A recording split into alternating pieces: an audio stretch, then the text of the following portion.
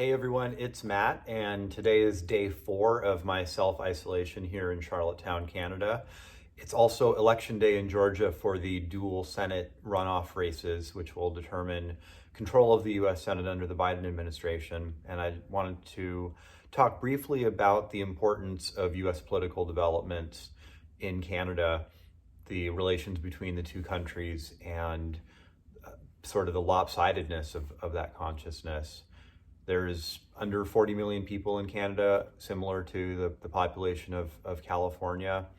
And estimates put in terms of Canadian cities, within the top 10 most populous Canadian cities are Los Angeles and New York, which is not surprising given the fact that Canada itself is a nation of immigrants, the fact that the US and Canada are big trading partners.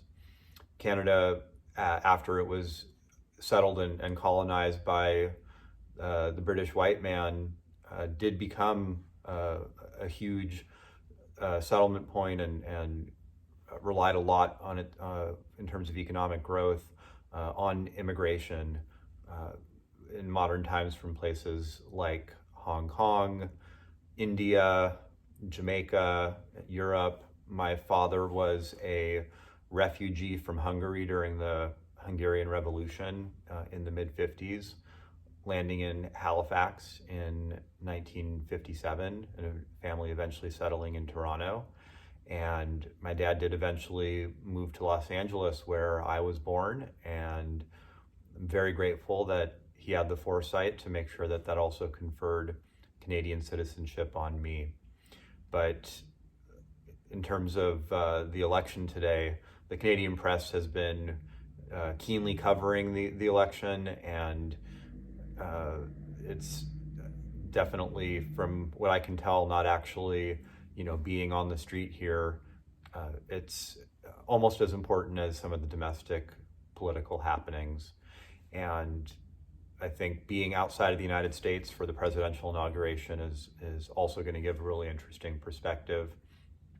And also from on a practical level, I also have to prepare for the possibility of more COVID restrictions, travel restrictions coming down the pike from the United States side as we start to move past just sort of the careening chaos of the Trump administration's non-policies into what will hopefully be adult supervision by the Biden White House.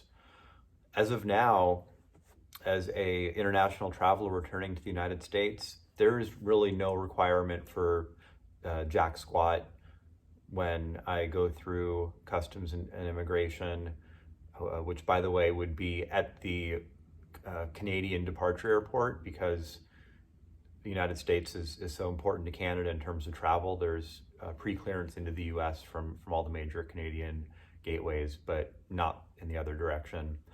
The US officials would give me a little slip from the CDC basically recommending that I self-isolate on the other end, but really no requirement at all. And if a requirement is imposed, in a way I would be grateful, because it would mean that we're returning to some semblance of sanity in how we run public health and really the government's role in protecting its citizens, and of course getting this acute crisis under control. But on a personal level, I'm obviously very excited to see the level of organizing that's been happening on the grassroots level in Georgia, and hopefully we can see not only democratic control of the US Senate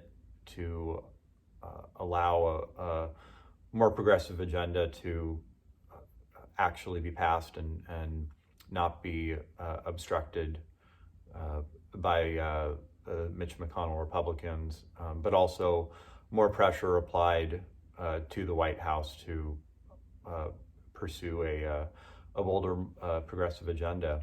But just for now, I'm going to be watching and waiting, like the rest of the world and soaking in the Canadian perspective. And I will leave it there. If you have any observations, leave them in the comments below. Like, share this video, subscribe, and I will catch you on the flip side.